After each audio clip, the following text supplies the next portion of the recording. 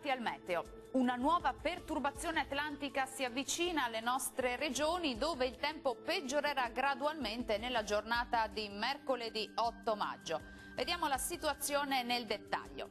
Sul Veneto sarà nuvoloso ma asciutto al mattino, col passare delle ore piogge via via più frequenti e anche di moderata intensità, specie sui settori montuosi. Temperature minime tra 6 e 12 gradi, massime comprese invece tra 16 e 19 gradi. Spostiamoci ora sul Friuli Venezia Giulia, dove avremo maggiori spazi soleggiati al mattino. Dal pomeriggio però il tempo si guasterà e via via le precipitazioni riguarderanno un po' tutta la nostra regione. Temperature minime tra 7 e 11 gradi, massime oscillanti invece tra 15 e 17 gradi.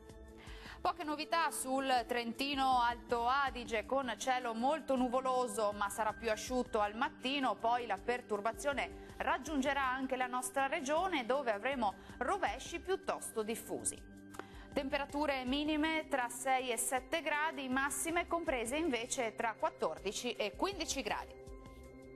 Bene, dal meteo di Antenna 3 per ora è tutto, io vi do appuntamento al prossimo aggiornamento. Arrivederci.